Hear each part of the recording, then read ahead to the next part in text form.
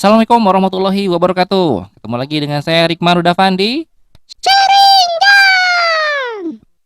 Di video kali ini kita akan membahas tentang interaction controller. Jadi, bagaimana caranya agar Unity bisa mengenali input dari user dan bagaimana si input dari user itu bisa kita konversi menjadi data yang akhirnya bisa menjadi input juga bagi pergerakan game object. Bisa jadi pergerakan karakter, bisa jadi pergerakan game object yang lain ya, macam-macam lah pokoknya.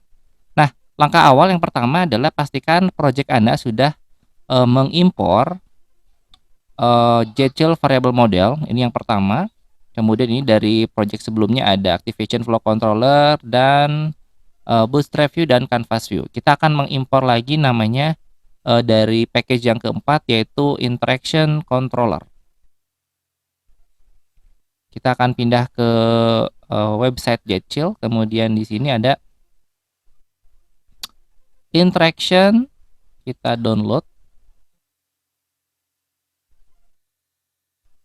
Dan kita download, di sini ada dua ya, ada input controller, ada mobile controller. Tapi untuk yang versi yang akan kita bahas di video kali ini adalah yang ini dulu aja, input controller. Kita download versi 5.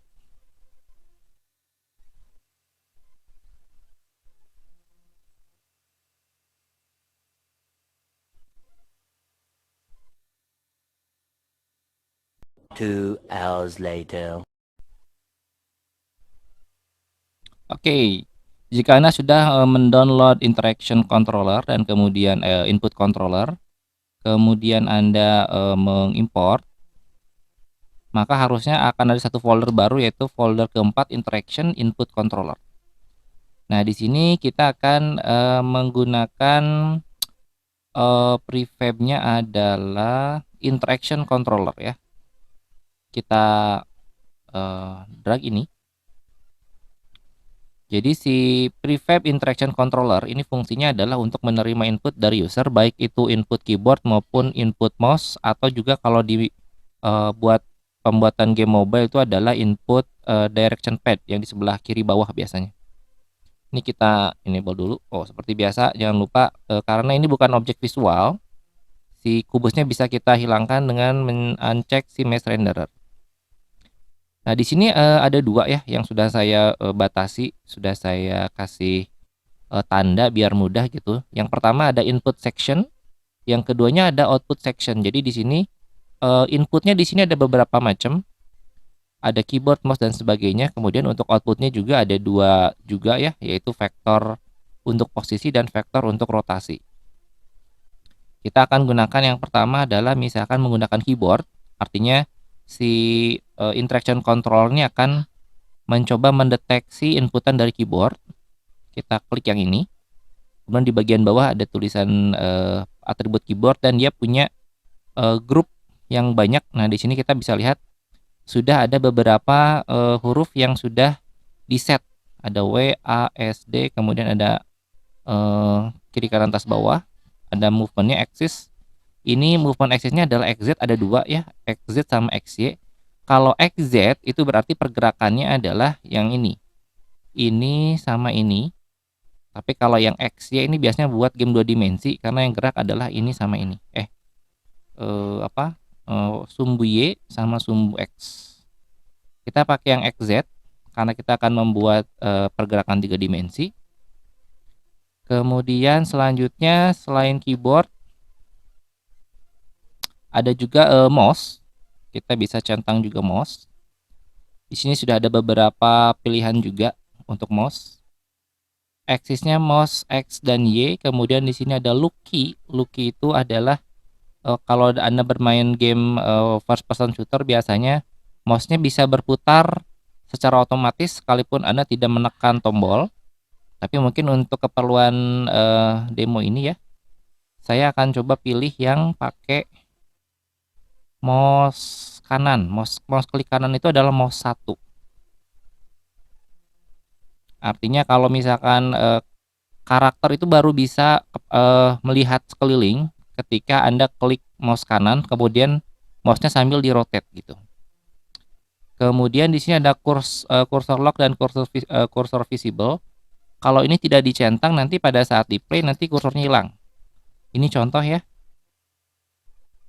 Saya klik play.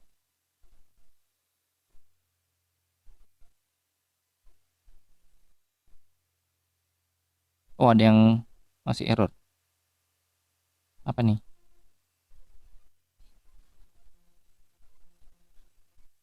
Hmm. Oh, outputnya belum kita pasang ternyata ya, lupa. Oke, jadi kita beresin dulu ini keyboard sama mouse udah. Kemudian selanjutnya adalah output yang posisi sama output yang rotasi. Ini outputnya saya kasih tanda merah untuk menandakan bahwa ini harus diisi dulu. Jadi hasil dari input keyboard sama mouse itu akan disimpan ke dalam variabel vektor 3, var vektor 3 yang isinya adalah x, y, z. Jadi kita ngambil dari variabel model, di sini ada prefab namanya var vektor 3. Ini adalah x, y, z. Kita drag ke scene, dan karena ini juga bukan objek visual ya, kita bisa hilangkan mesh renderer. Ininya kita uncheck, dicentang, sorry. Nanti di sini kita kasih nama biar nggak pusing. Ini namanya adalah variabel posisi. Kemudian ini kita duplikat. Ini namanya variabel rotasi. Jadi kita punya dua variabel yang dipakai, posisi sama rotasi. Ini posisi yang akan menerima input dari keyboard, yang rotasi akan menerima input dari mouse. Jadi coba kita masukin dulu posisi dan rotasi. Ini harusnya sudah. Kita coba tes dulu ya. Kita tes lagi.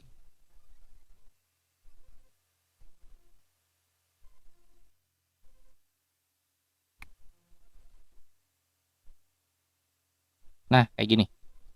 Ini sekarang kita akan coba gerakan karakternya. Kiri, kanan, atas, bawah. Oh, bingung biasanya kan. Kok nggak muncul? Coba kita lihat datanya. Kiri, kanan, atas, bawah. Baik. Jadi ketika saya pencet kanan, kanan itu karena kita lihat sumbunya adalah, kalau kanan itu ada sumbu X ya, warna merah. Jadi kalau saya pencet kanan, perhatikan di sini huruf X-nya bertambah 1 karena dia bergerak ke kanan. Kemudian ketika saya pencet huruf A ini dia adalah bergerak ke kiri karena dia -1. Kalau saya pencet W, dia Z. Z-nya karena sumbu Z itu yang warna biru ya, ke depan. Berarti ini karakter lagi jalan ke depan. Kemudian saya pencet S, ini adalah -1, berarti karakter sedang berjalan ke belakang. Jadi walaupun tidak ada visualnya, tapi kalau data ini sudah terlihat perubahannya, berarti secara apa namanya? Secara data yang namanya interaction controller kita sudah berhasil untuk yang posisi. Kiri, kanan, atas, bawah sudah jalan. Sekarang kita cek yang mouse. Yang mouse itu adalah kalau kita klik kanan terus mouse-nya digerakkan. Jadi kita pencet klik kanan di mouse, kemudian diputar. Nah ini mouse-nya jadi hilang karena tadi tidak saya centang mouse visible-nya ya. Bentar saya escape dulu. Tadi ini nih mouse visible. Nah ini jadi ini dicentang supaya mouse-nya pada saat saya klik kanan tetap muncul. Perhatikan di sini rotasinya berubah. Setiap kali saya klik kanan, kemudian saya putar-putar, berubah datanya di interaction controller, dan coba kita lihat apakah datanya juga berubah di variable rotation.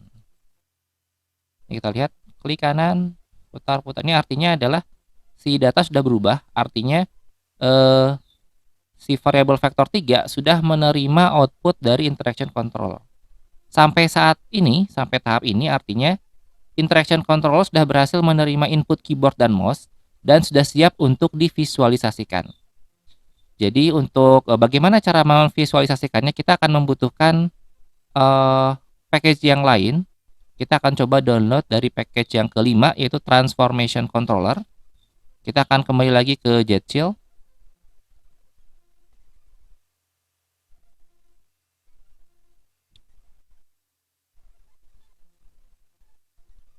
Di sini di package kelima ada transformation, kita download. Transformation itu adalah perubahan posisi, rotasi, dan skala. Ada beberapa yang bisa kita download ya. Untuk saat ini yang akan kita perlu download adalah player controller dengan FPS controller versi 1. Jadi ada dua yang harus download, yaitu player controller versi 5 dan FPS versi 1. Kita download dulu.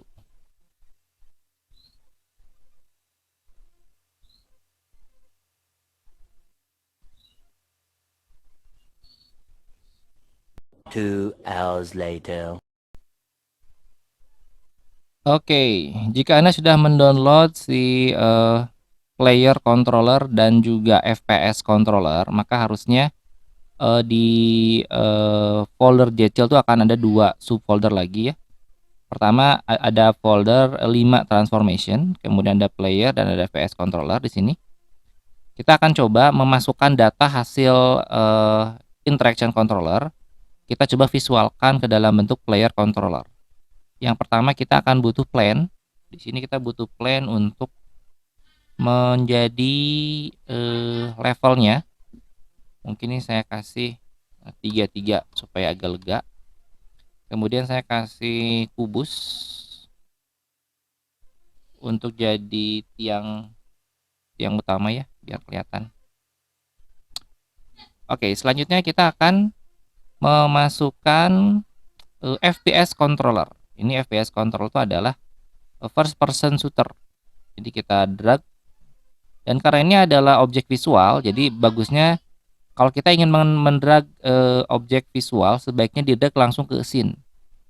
Jangan mendrag objek visual ke hierarki, karena kalau Anda drag objek visual ke hierarki, nanti di sini nggak kelihatan, jatuhnya akan muncul di koordinat yang aneh gitu. Jadinya kan jauh banget tuh di situ. Ketika Anda ngedrag objek visual di hierarki, langsung munculnya malah di tempat yang jauh. Kalau mau ngedrag objek visual, didrag langsung ke scene, biar kelihatan dia sebenarnya dipasang di mana. Nah, kalau kita lihat di sini, di si FPS controller ini sudah ada beberapa hal yang sudah disetting ya. Ada FPS kameranya ada, target controller sama kamera juga sudah ada. Yang belum itu adalah posisi sama rotasi. Nah, ini nanti akan kita kaitkan dengan si variabel rotasi sama variabel posisi. Ini yang pertama karena FPS itu punya kamera, jadi main kameranya kita delete dulu. Delete, kemudian si FPS-nya dia minta 2 ya, posisi sama rotasi, kita centang juga. Yang ini dimasukin variabel posisi, yang ini kita masukin variabel rotasi. Selesai. Harusnya dengan begini FPS kita sudah jalan dan kameranya akan berputar kalau kita pencet mouse 1, mouse kanan, tombol mouse kanan. Coba kita play dulu. Di sini kalau saya pencet WASD, karakternya sudah maju. Dan di sini juga saya sudah nambahkan jump key ya, berarti loncat. Kemudian kalau dia menggunakan mouse kanan, klik kanan, saya putar. Nanti dia bisa berputar mengikuti arah gerakan mouse. Nah, kayak gini. Oh, ini mouse-nya masih hilang, sorry. Ini kayaknya belum di-set tadi, lupa. Nah, kursor visible-nya saya centang ya. Apa bedanya kalau saya tadi tidak mengatur ini, saya ganti pakai none ya, none berarti nggak di set, maka secara otomatis si mouse akan berputar sekalipun Anda tidak menekan tombol apapun. Jadi defaultnya adalah si mouse ini bisa berotasi tanpa harus Anda mengklik tombol. Jadi biasanya kalau di hampir 90% game tuh modenya gini ya, tanpa Anda ngeklik tombol Anda bisa langsung berputar biasanya. Ini masalah experience aja sih. Terakhir, karena kita first person shooter itu biasanya tidak ada objeknya memang, jadi sebaiknya untuk yang si kapsul biru ini kita hilangkan. Kapsul biru, nah kapsul birunya bukan di sini ya, ada anaknya. FPS model ini kita centang Maze Runner. Sip, sampai saat ini sampai sini Anda sudah berhasil membuat sebuah pergerakan untuk game seperti apa ya, model-model first person shooter lah. Dengan sudut pandang orang pertama, mouse-nya bisa bergerak, dia bisa meloncat, dan Anda bisa menggerakkan keyboard untuk pergerakan maju dan mundur. Baik, sampai sini dulu video kali ini. Terima kasih banyak atas perhatiannya. Sampai ketemu lagi di video selanjutnya. Assalamualaikum warahmatullahi wabarakatuh.